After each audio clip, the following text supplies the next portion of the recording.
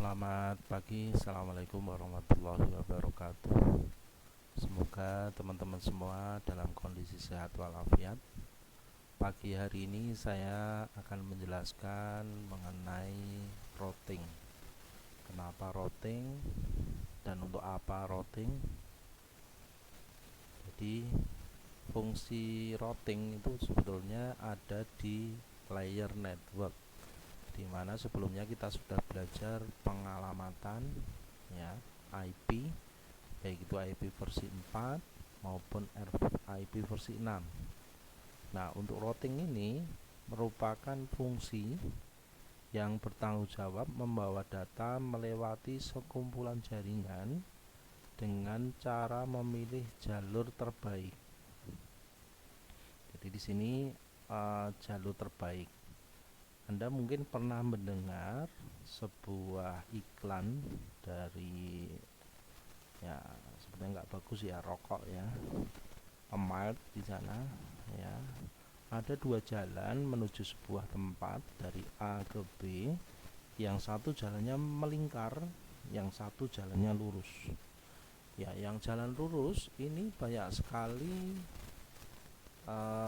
polisi tidurnya, sedangkan jalan yang melingkar itu tanpa polisi tidur. Maka kalau disebut jalur yang terbaik adalah yang dipilih yang mana? Yaitu jalur yang melingkar, bukan jalur yang lurus. Tapi kalau disebut sebagai jalur terpendek, ya memilihnya yang paling pendek, yaitu yang jalur lewat lurus daripada memutar. Nah, inilah yang kita sebut nanti jalur terbaik. Ada beberapa pilihan nanti. Kita bisa memilih terpendek, ya, tercepat, dan lain sebagainya. Nah, tugas routing itu sudah dilakukan nanti oleh perangkat namanya router. Apa itu router? Itu ada dua jenis. Pertama, router yang memang jenisnya adalah sebuah alat, ya, sebuah alat yang fungsinya sebagai router. Jadi memang fungsinya router di sana. Kemudian ada bukan alat, tapi software yang dipasang di komputer, baik itu komputer besar maupun komputer yang mini, yang difungsikan sebagai router. Jadi kalau komputer mau jadi router, berarti minimal harus ada dua kartu jaringan, ya, baik itu sama-sama Ethernet atau sama-sama gigabit ataupun Ethernet dan wireless. Itu bisa berfungsi sebagai router. Nah, tugas router ini di sini adalah untuk meneruskan data. Nah, meneruskan data ini ada algoritmanya, ada sebuah ketentuan. Di mana sih meneruskan data? Nah, data itu diatur dengan protokol routing. Untuk yang pertama tadi, yang peralatan khusus, ya kita bisa lihat ya, ada router Cisco, router Mikrotik, kemudian router Huawei, dan lain sebagainya. Banyak sekali perangkat yang memang difungsikan sebagai router. Aslinya sebetulnya sama, di dalamnya ada software ya yang mengatur supaya menjadi router, ya, fungsinya sebagai router. Nah, kalau komputer jadikan router, ya komputer lebih bagus lagi. Kenapa? Karena kalau peralatan itu spesifikasinya biasanya prosesornya rendah, ya, kemampuannya rendah. Nah, kalau menggunakan komputer itu akan menjadi lebih baik.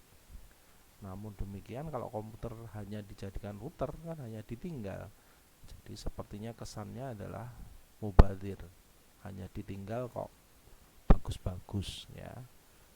Sehingga ini hanya salah satu opsi, ya, fungsi router yang menggunakan komputer, di mana nanti interface-nya tinggal ditambahkan ada minimal 2, ya.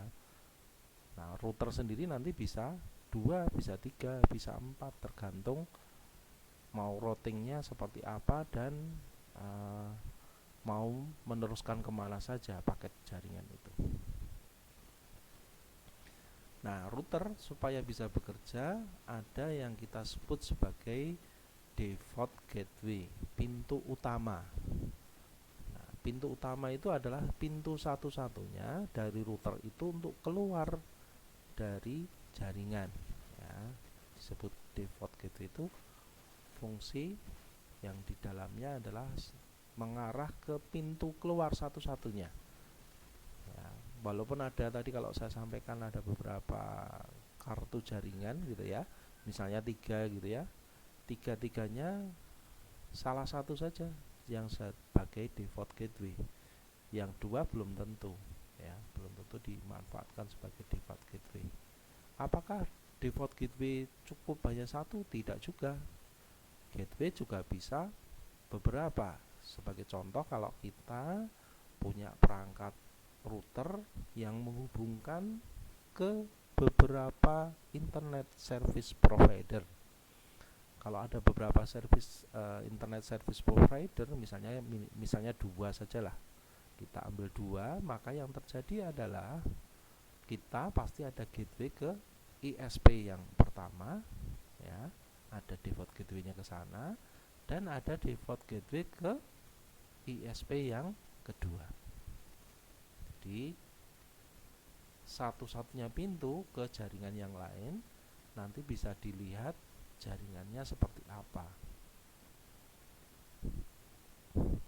Kemudian bagaimana cara membangun tabel routing? Nah, ini ada dua caranya. Ini tergantung si administrator jaringan ya. Biasanya dibangun yang paling banyak itu adalah, kalau administrator itu adalah statis. Meskipun juga beberapa administrator settingnya dinamis. Yang statis ini karena hanya ada satu ya jalan keluar, tidak ada jalan yang lain kecuali harus lewat jalan itu, maka dibuatlah statis. Ya, misalnya kita ke Kaliurang, satu-satunya jalan ya jalan Kaliurang. Nggak bisa sampai Kaliurang kalau nggak lewat jalan Kaliurang. Ya, meskipun ada banyak jalan, tapi ketemunya nanti jalan Kaliurang sebelum sampai Kaliurang. Sama ke Parangtritis, misalnya ke pantai Parangtritis, satu-satunya ya jalan Parangtritis, meskipun banyak jalan ke arah jalan Parangtritis tersebut, tapi akhirnya yang menuju pantai Parangtritis itu hanya jalan Parangtritis. Nah, itu dibuat statis. Nah, sedangkan yang dinamis ini ada beberapa rute jalur. Misalnya kita mau ke Solo, dari Jogja ke Solo lewat mana? Kita bisa lewat Klaten, Solo. Apakah ada jalan lain? Bisa lewat Gunung Kidul ya, kemudian ke Wonogiri ya, lalu ke Solo. Bisa juga. Adakah jalan lain? Ya, tentu saja ada. Dari Jogja ya ke Magelang, lewat Boyolali, nah, kemudian ke Solo juga. Jadi maka jalur Jogja ke Solo tadi bisa dibikin dinamis, bisa lewat rute Jogja Klaten Solo, Jogja Gunung Kidul Wonogiri Solo, Jogja Magelang Boyolali Solo, bisa diatur secara dinamis. Memilihnya tidak perlu diset seperti yang statis tadi ya, dipaksa harus lewat itu. Nah, nanti akan bekerja secara otomatis melihat jalan mana yang paling sepi ya. Kalau kita ibaratkan kita naik mobil, naik kendaraan, jalan yang paling sepi itulah yang kita lewati. Nah, jalan yang lain tadi ya nanti ada cost-nya ya, ada harganya, biayanya berapa, sehingga akan dipilih dari 3 jalur tadi hanya satu yang dipilih. Suatu saat jalur yang dipilih tadi penuh, nah mungkin akan berganti ke jalur yang lain, begitu seterusnya, sehingga disebut sebagai dinamis karena tidak tetap jalurnya. Sama seperti kita koneksi internet ya, kita buka sebuah situs misalnya. Nah, Kalau mungkin situsnya masih di Indonesia karena terkoneksi ke IIX, Indonesia Internet Exchange, maka routingnya rata-rata statis, meskipun ada dinamisnya, tapi rutenya iya itu aja lah, nggak begitu banyak berubah.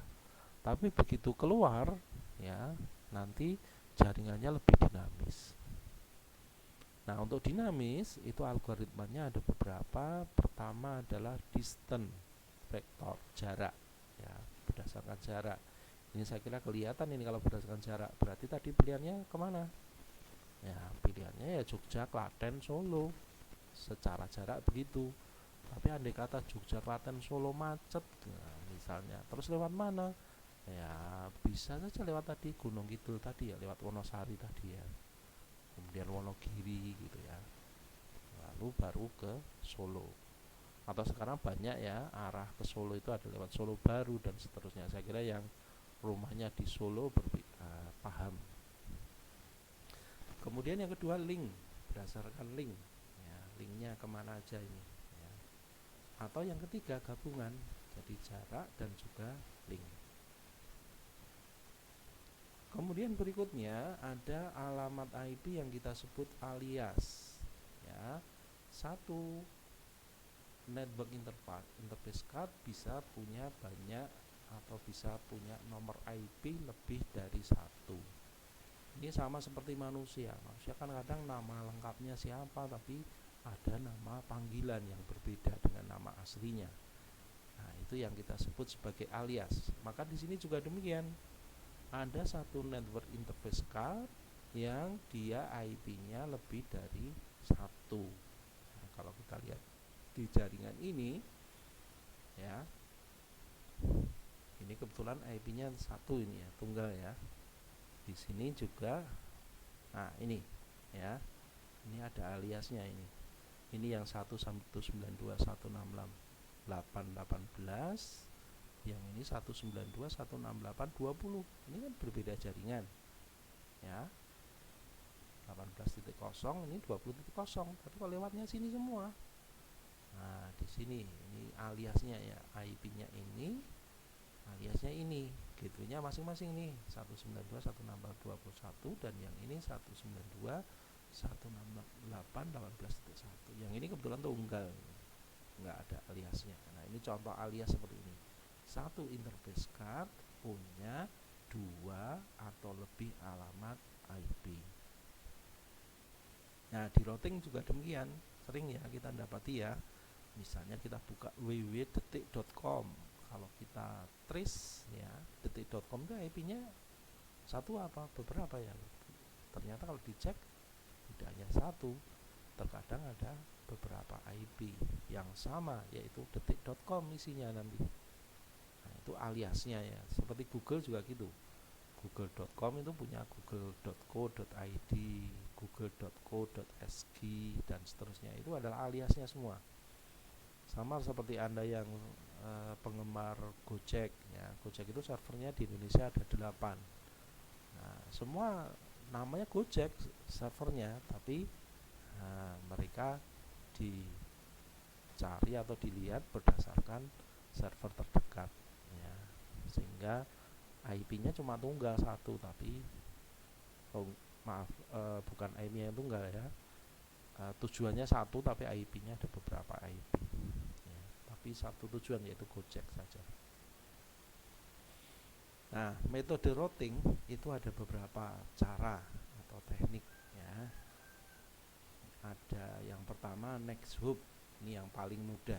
Jadi next hub itu Jogja, nextnya kemana? Nah, tadi pilihannya ya bisa ke mana tadi? Klaten ya, bisa ke Wonosari, bisa ke Magelang. Berarti next. Jadi kalau dilihat dari gambar sini, satu host misalnya host A itu nextnya mana? Oh, nextnya adalah router 1. Router 1 nextnya mana? Router 2. Router 2 nextnya mana? Oh, host B. Nah, kita lihat di atas ini ya. Nah, ini nextnya adalah R1, ini nextnya R2, nextnya host B. Sehingga tercatat di sini routingnya karena ini next. Nah, akan tercatat di sini rutenya lewat, tujuannya mau ke host B, lewatnya router 1, router 2, dan host B. Kemudian kalau di router 1 dia taunya ya ini karena ke sana kan, arahnya ke sana ya.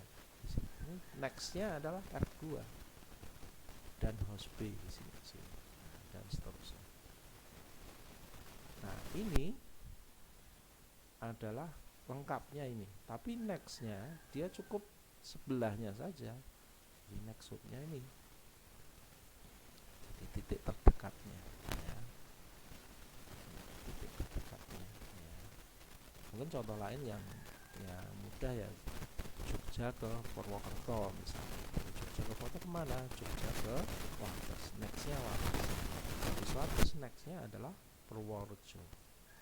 Habis Purworejo nextnya adalah mana? Kebumen. Kebumen atau apa ya? Sudah tak lupa. Kemudian nextnya mana? Sukoharjo. Sebelahnya nextnya mana lagi? Oh, Banyumas misalnya. Nextnya adalah Purwokerto misalnya gitu. Jadi next itu melihat ke depannya, ke arah tujuannya itu siapa gitu ya. Itu next. Ini paling mudah ya, next ya gitu ya. Kemudian yang kedua adalah network spesifik. Jadi routing ini karena jaringannya spesifik, jadi memperlakukan semua host yang terkoneksi ke jaringan yang sama sebagai satu kesatuan.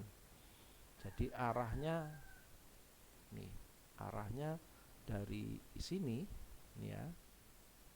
Ini tujuannya yang mau ke network 2 dari sini ya. Ke network 2 semuanya lewat router 1, tidak ada lewat yang lain. Ini namanya spesifik. Jadi dibuat dari jaringan manapun A, B, C, D ya, yang mau ke sini semuanya lewat ini. Ini spesifik, tidak ada yang lain. Jadi dibuat spesifik khusus ya. Routingnya cuma satu, misalnya begitu. Kemudian ini yang dibuat adalah host spesifik. Kita lihat ya. Jadi host spesifik itu maksudnya beda dengan tadi network spesifik. Jadi dibuat admin itu memaksa ya jalurnya lewat router tertentu. Nih, saya dari A mau ke B, kan bisa lewat sini ya, router 1, router 2 ke host B. Tapi host A bisa juga router 3 ke host B. Nah, tapi admin boleh saja memaksa, pokoknya harus lewat router 3 atau harus lewat router 1, router 2 sini. Ya, misalnya begitu. Ya, ini dibuat tabelnya spesifik, maka dibuat pokoknya ke host B harus router 3 di sini ya. Kebetulan di sini nih. Dari network ini juga lewat, tidak boleh ini lewat R2 ini ya, N2 network 2 bolehnya lewat router 1 dari ke sini. Nah, N3 ini R3, N3 ke lewat router 3 yang tujuannya ke network 2 lewat R1, yang tujuannya ke network 3 lewat R3 ya. Ini dibuat spesifik, meskipun ada jalur lain dibuat ini dipaksa lewat sini gitu ya. Nah, kalau ini adalah default routing ya, ini tidak, namanya aja default. Jadi kita semua tidak ada jalan lain ini, karena default ya, routernya yang kehubung ke jaringan keluar itu, nah ini satu-satunya ya. Jadi meskipun di sini ada router lain, jaringan lain ya nggak ada ya, defaultnya ini, karena ini ke jaringan yang lebih luas lagi ya. Itu default routing, hampir sama ya dengan default gateway tadi ya. Kalau gateway tadi pintunya ya, kalau ini routingnya itu lewat router mana. Nah, lewat router mana yang dilewati. Nah, di dalam router mana tadi ada alamat IP sebagai default gateway. Saya kira jelas ya teman-teman semua. Nanti kalau ada pertanyaan bisa di grup WA, silahkan ditanyakan, barangkali ada yang kurang jelas ya. Saya teruskan. Nah, untuk menentukan tadi saya sampaikan kita lewat mana tadi, dari Jogja ke Solo, mau lewat Jogja Klaten Solo, apa Jogja Wonosari Wonogiri Solo ya, atau Jogja Magelang Boyolali Solo. Nah, itu ada ini, mengapa lewat itu ada namanya performa, kinerja ya. Pertama, bisa menggunakan rute tertentu ya, kita pilih aja rutenya lewat mana gitu ya. Kemudian dicari ya, hub itu kalau bahasa sederhananya ya pertigaan atau perempatan. Semakin sedikit perempatan atau pertigaannya itu menjadi lebih bagus. Mengapa? Ibaratnya jalan, kalau banyak bangjonya ya, banyak traffic lightnya kan banyak berhentinya. Jadi di situ akan berhenti lama kan. Ya meskipun 1 menit 2 menit kan, jadi kalau pertigaan perempatnya ada 10 kan sudah 30 menit sendiri itu, pas kebetulan kalau nggak hijau ya. Nah maka dipilih yang pertigaan perempatannya rendah, paling sedikit. Kemudian yang terakhir adalah cost-nya rendah. Cost ini dihitung dari mana? Salah satunya sebenarnya dari trying si router itu memberikan pengiriman paket ke router ya. Jadi router sesama router itu mereka saling memberikan ini ngetes ya, ngeping berapa lama sampai saya ke sana. Oh ternyata sekian. Kalau di situ jalurnya padat, mungkinnya pingnya jadi lambat. Nah nanti dicari yang pingnya paling rendah. Barangkali dari A ke B itu berbeda, dari B ke A ya. A ke B cepet ya, misalnya kita dari Jogja ke Solo lewat Klaten lambat nih, macet ya misalnya. Tapi Solo ke Jogja malah sepi misalnya gitu ya. Itu ibaratnya seperti kalau pas mudik ya, kebetulan kita nggak mudik. Kalau pas mudik itu ya dari Jogja ke Jakarta, mudik Jakarta ke Jogja, bukan Jogja ke Jakarta, sehingga kita yang ke Jakarta dari Jogja sepi, tapi yang dari Jakarta ke Jogja rame luar biasa, sehingga kosnya jadi beda, ini biayanya jadi beda, lebih mahal yang dari Jakarta ke Jogja. Nah seperti itu kira-kira yang ketiga. Oke, kita lihat contohnya ini ya. Misalnya dari nomor 1 ke nomor 5 ya, tujuannya dari 1 ke nomor 5, kita bisa lewat mana saja? Bisa lewat sini, 1 ke 3 ke 5 ya. Oke selesai ya. Bisa 1 2 3 5 ya. Bisa 1 2 3 6 5. Bisa 1 2 4 5. Bisa 1 2 4 3 5. Bisa 1 4 5. Bisa 1 4 3 5. Nah banyak sekali ya. Ya dari 1 ke 5 ini ternyata banyak. Tapi misalnya kita tentukan ya rutenya ya, lewat 1 3 5 ya. Kita lihat hubnya ada berapa? 1 2 3 ya. Nextnya di sini 1, nextnya ini berarti ada 2 ya. 2. Yang lewat sini gimana? Sama 2. Ya, tapi kita lihat costnya berapa? Ini ke sana 5. Di sini sudah dilakukan proses perhitungan 5. Kesininya 1 berarti 6. Nah, yang dari sini ke sini 1 tambah 1 2. Nah, lebih murah dari 1 4 5 daripada lewat 1 3 5 ya, misalnya contoh seperti itu. Nah dan seterusnya nanti ya. Nah untuk ini ya silahkan nanti coba dibuat sebagai tugas ya, bagaimana kalau kita 1 ke 6 itu kira-kira lewat mana. Mungkin hubsnya lebih banyak mungkin, tapi costnya lebih rendah. Nah mestinya ya itu tadi jadi pilihan ya, costnya lebih rendah kan biasanya milihnya costnya yang paling rendah yang dipilih. Oke, sekali lagi saya ulangi, tugasnya adalah bagaimana rute dari kita dari kota nomor 1 ke nomor 6 itu lewat mana ya. Kalau berdasarkan data ini ya, data ini bisa berubah ya costnya ya. Cost tadi apa? Ngeping, misalnya ping, ternyata jalurnya misalnya ini jalan tol ya, jalan tol tapi mutarnya jauh nih ya, mutarnya jauh mungkin. Nah, sebaliknya begitu ya. Ini nggak banyak bangjo ini ya, lancar, tapi lebih jauh misalnya, jadi lebih lama. Di sini meskipun ada perempatannya, di sini pertigaan ya contohnya ya, pertigaan, tapi pertigaannya ini nggak lama ini ya, pengaturannya nggak lama, misalnya begitu ya.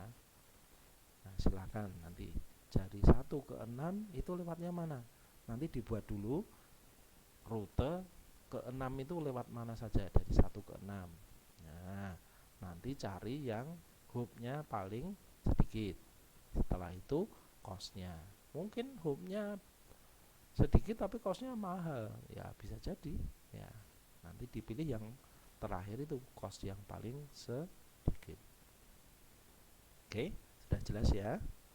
Oke, nah kemudian terkadang kita menentukannya berdasarkan waktu dan tempat ya, di mana router itu ditempatkan itu kalau berdasarkan tempat, tapi kalau berdasarkan waktu nanti berdasarkan rangkaiannya ya, baik itu paket ataupun virtual, model paket atau virtual. Virtual itu enggak nyata ya.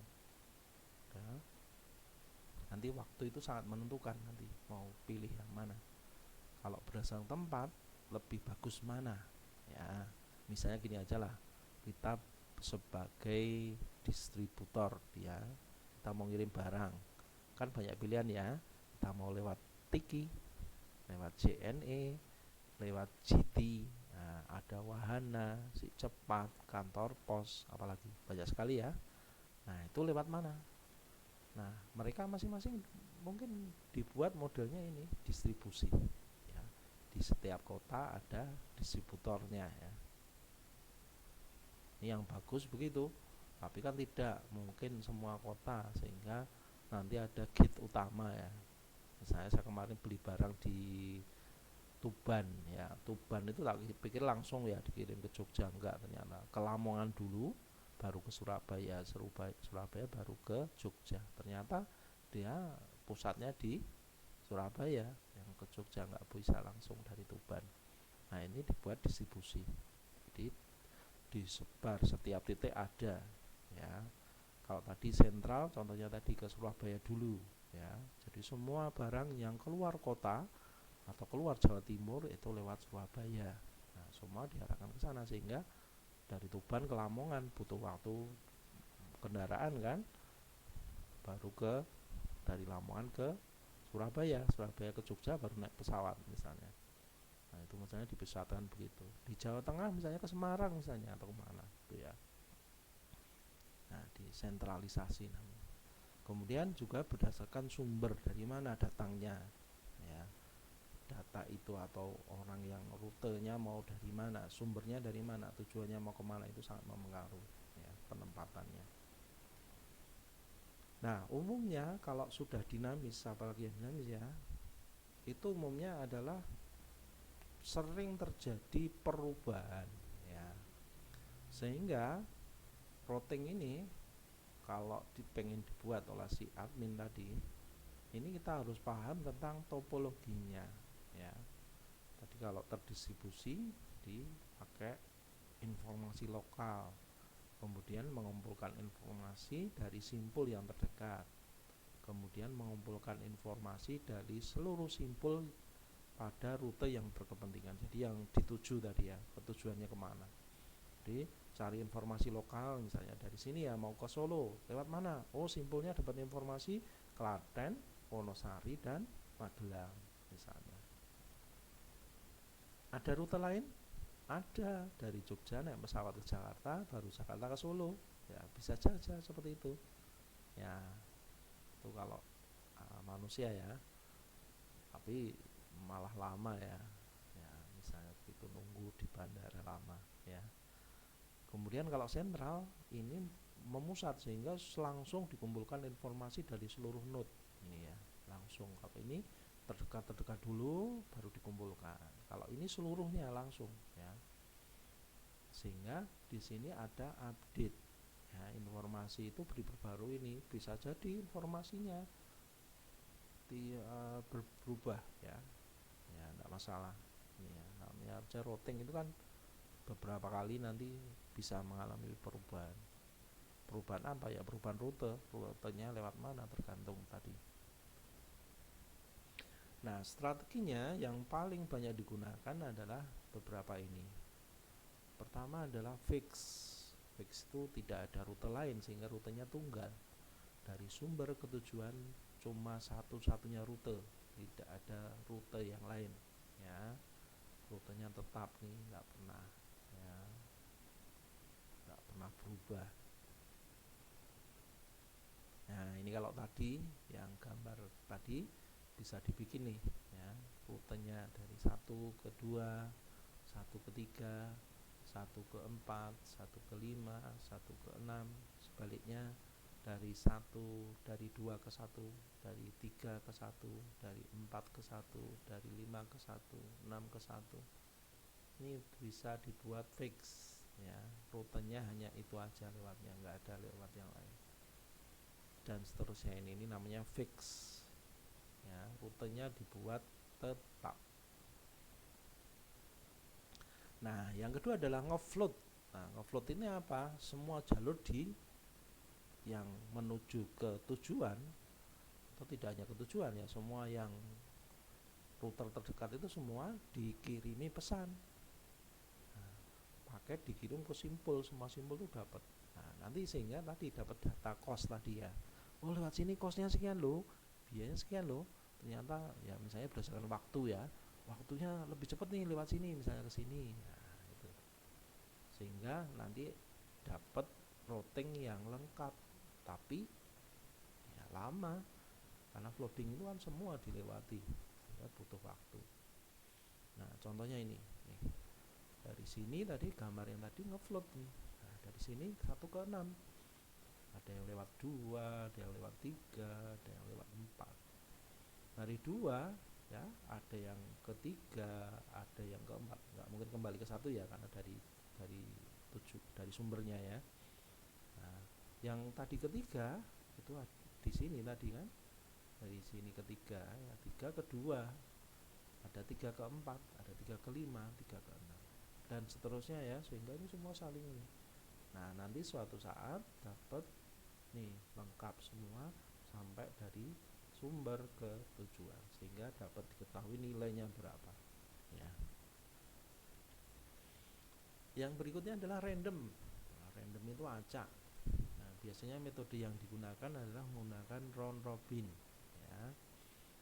Nah, gimana caranya?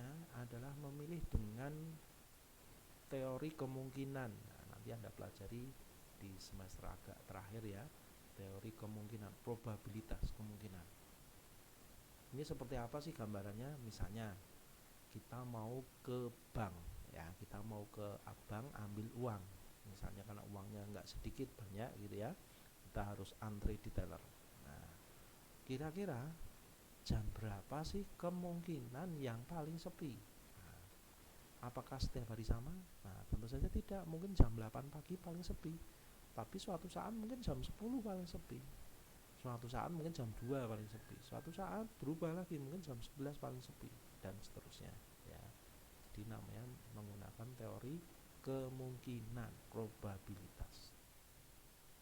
Jadi dia tidak perlu informasi jaringan, dia cukup memilih, karena random ya, cukup pilih, acak kan, milih rute yang paling pendek gitu, yang rute paling kecil, hubnya paling sedikit.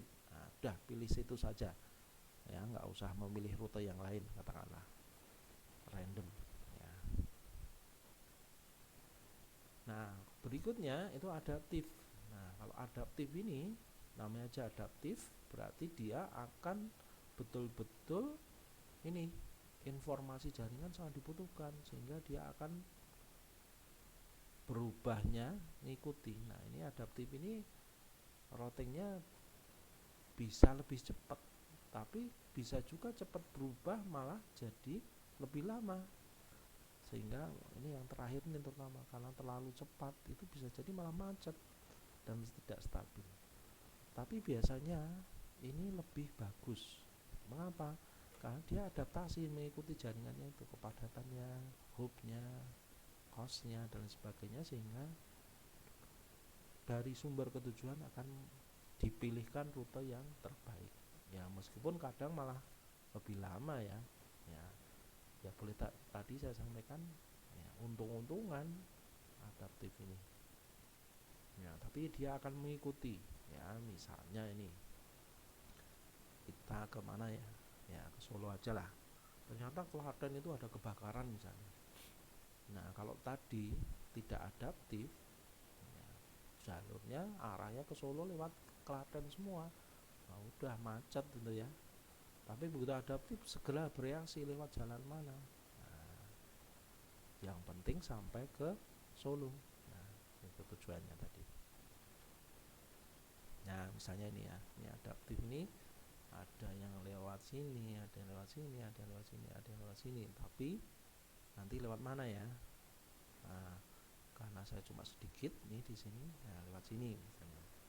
Yang agak banyak lewat sini, lebih banyak lagi lewat sini, yang paling banyak lewat sini. Nah, misalnya seperti itu. Jadi ini dia ngikuti seberapa banyak paket yang dikirim nanti lewat rute yang mana.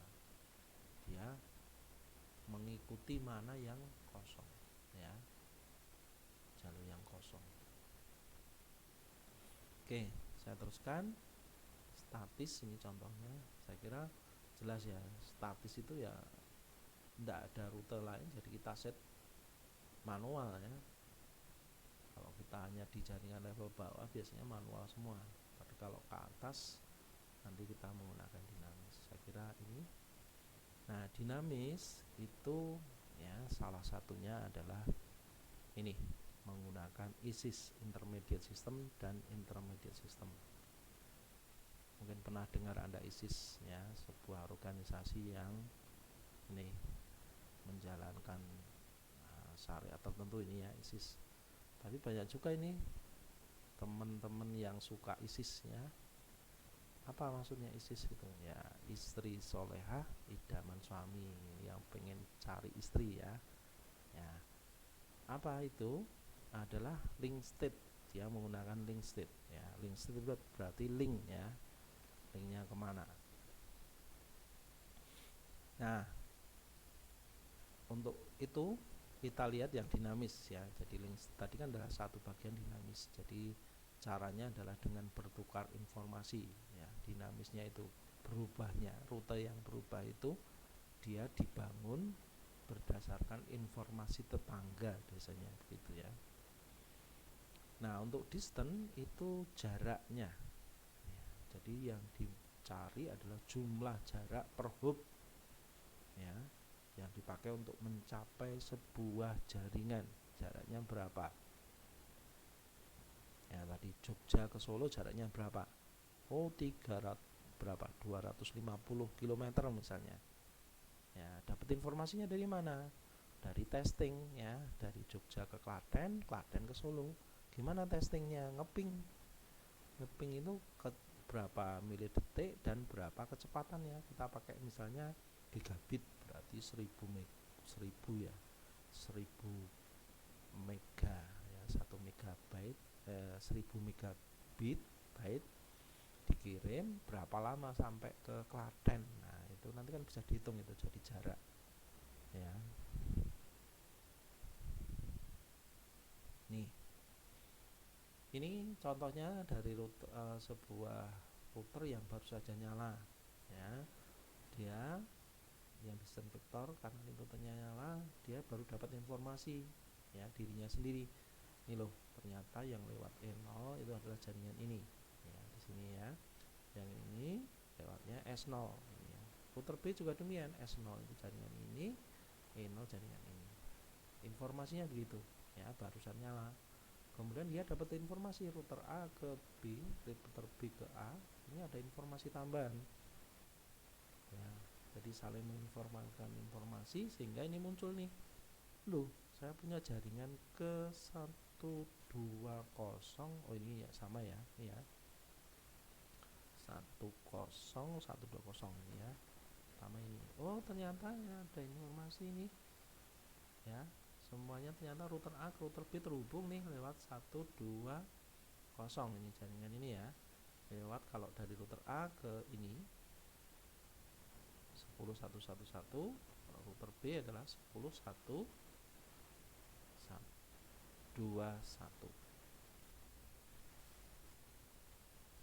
ya. Ini 11, ini karena dari sini ya, jadi gateway-nya kan di sini, yang terdekat gateway-nya di sini, dek ke sana. Di jaringan dari sini ngelihatnya untuk bisa ke sana lewat ini 10111. Sedangkan dari router B yang dari sini ya, mau ke jaringan ini lewatnya 10131. 10131. Atau ini mau ke jaringan 1030. Oh, ini yang dari sana ke sana ya.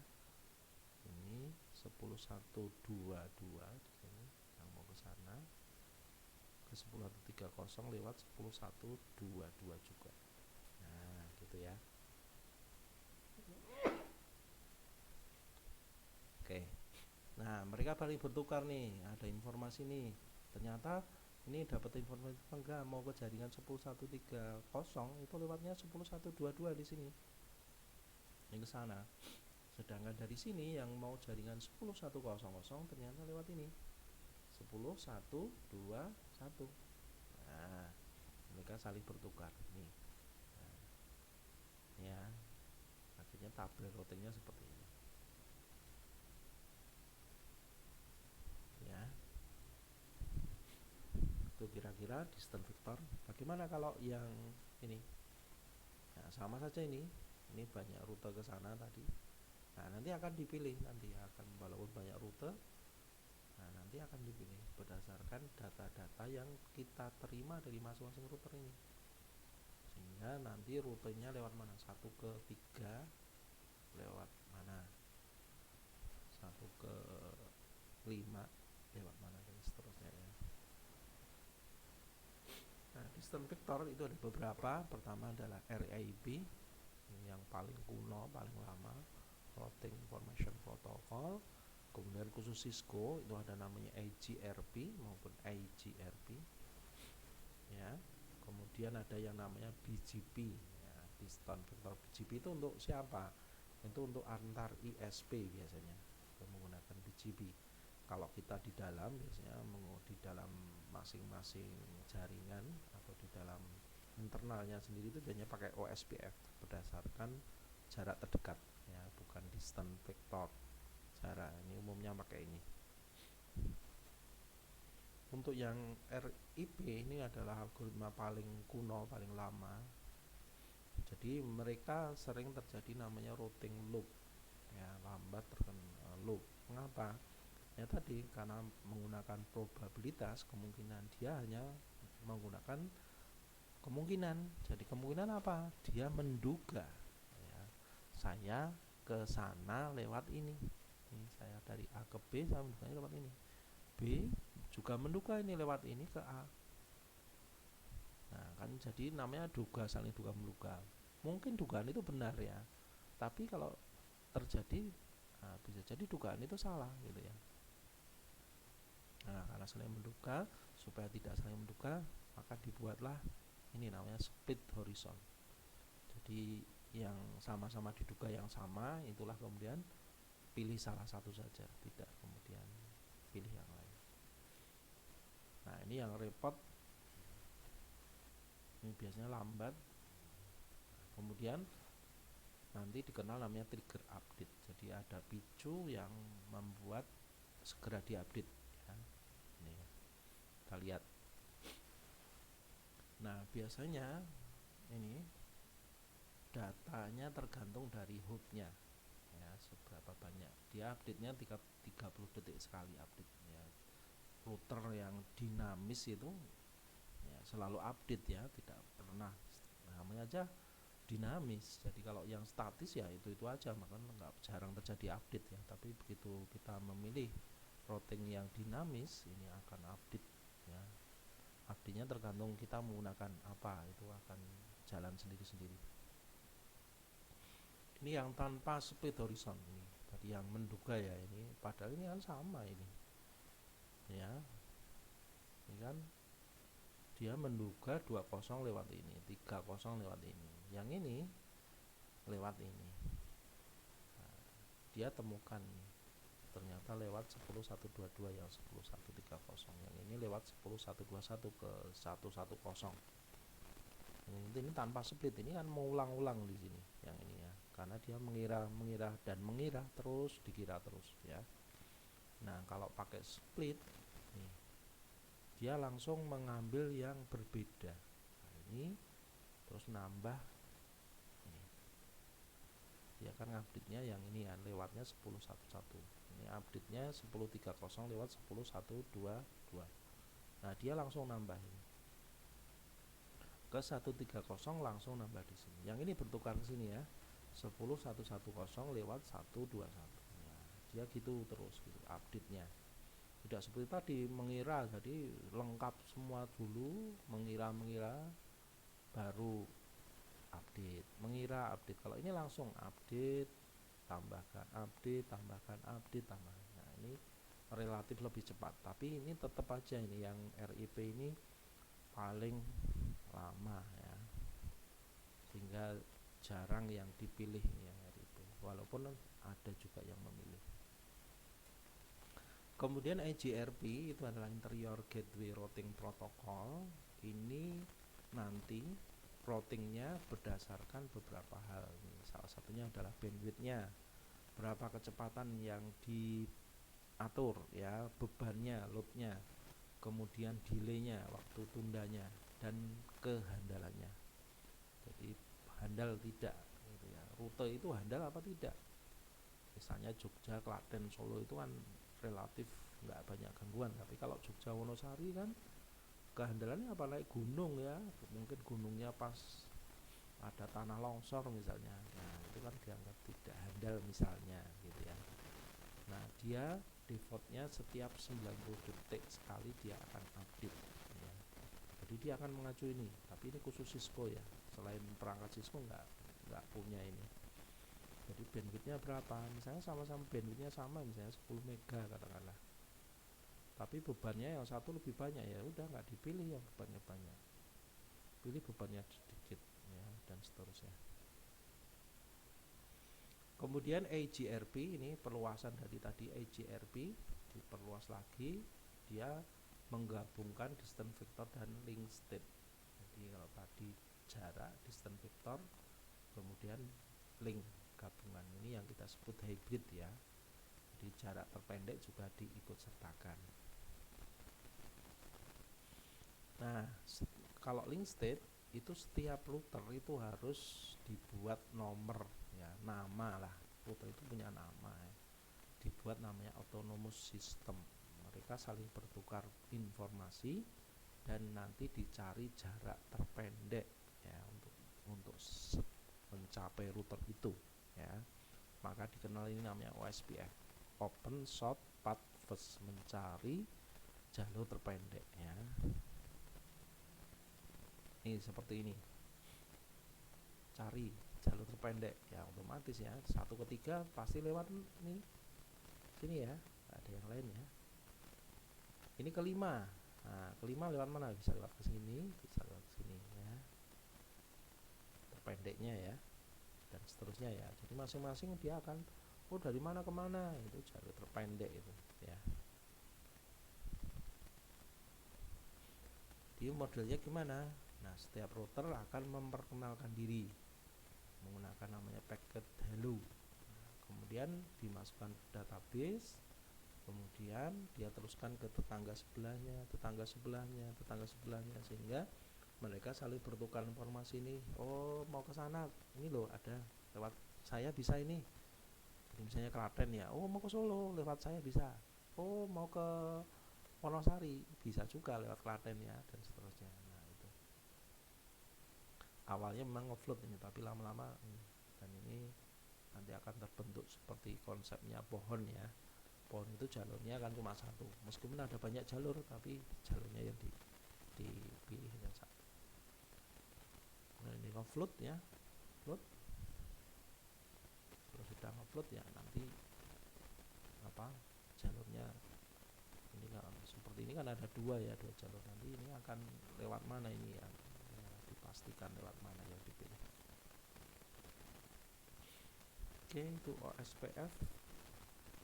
Nah, kalau gimana kalau jaringannya kompleks ya?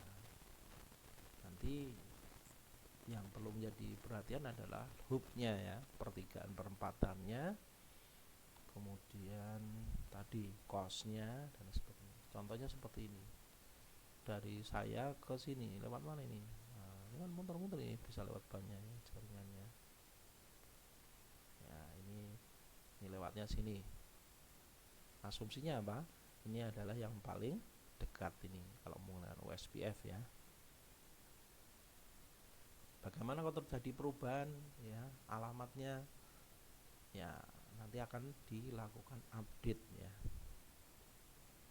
Misalnya X ke Y ini ya, paket perjalanan dari X ke Y, maka ini dari X nya ya ke switch ya, switch ke router ya, router router kemudian lanjut ke router sebelahnya lewat ini, kemudian router itu ke switch, nah baru ke tujuan. Nah gitu ya, jadi dia saling ada terjadi update. Nah itu saya kira untuk routing hari ini. Mungkin kalau ada pertanyaan nanti bisa dilayangkan ke WA, kita akan diskusi banyak di WA. Sekali lagi tugasnya cukup hanya satu ya, yang ini silakan nanti dikerjakan dari 1 ke 6 ya, lewatnya mana ya. Oke, saya kira begitu. Terima kasih atas perhatiannya. Selamat pagi. Nanti sekali lagi kalau yang masih kurang jelas bisa ditanyakan via grup WA. Terima kasih. Assalamualaikum.